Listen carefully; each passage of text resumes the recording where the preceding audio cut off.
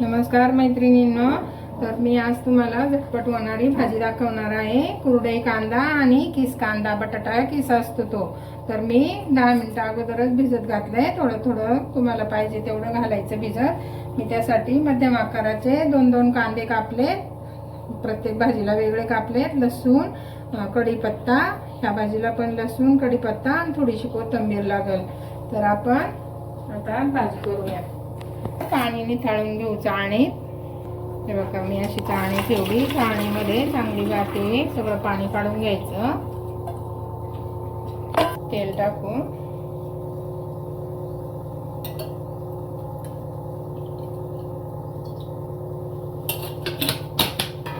तेल चांगलं तापून द्यायचं।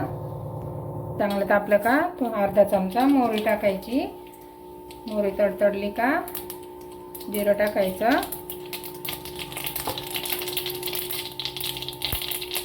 कढीपत्ता, नंतर थोडासा लसूण टाकायचा आणि नंतर आपण कांदा कापलेला टाकायचा।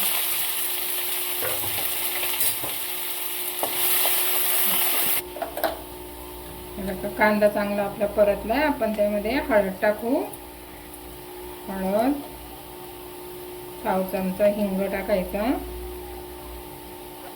आणि 2 चमचे लाल तिखट टाकायचं।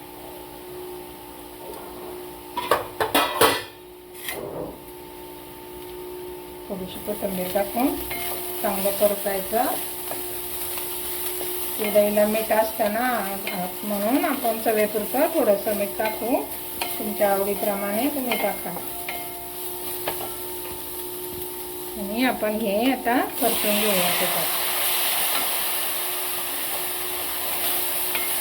तुमची कुरडई जर भिजली नसली चांगली तर थोडंसं त्याच्यात पाण्याचा शिपका मारला तरी चालेल।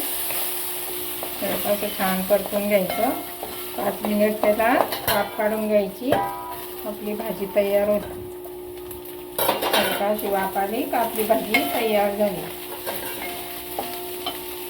आता आपण साईडला ठेवू आणि दुसरी तुम्हाला दाखवते।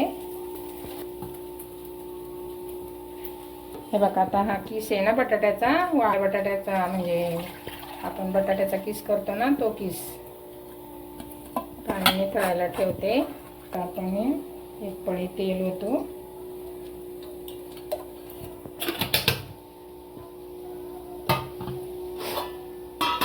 तेल तापलं का मोहरी टाकायची।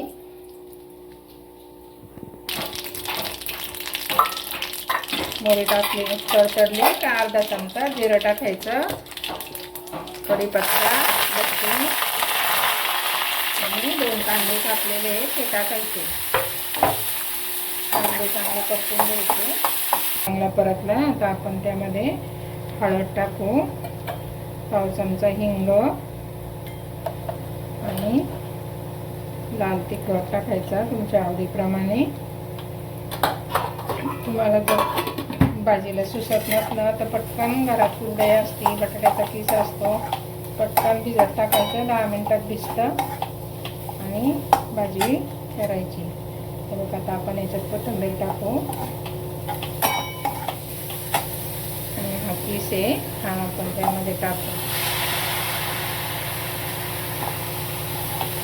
आपण त्यामध्ये चवीपुरतं मीठ टाकू।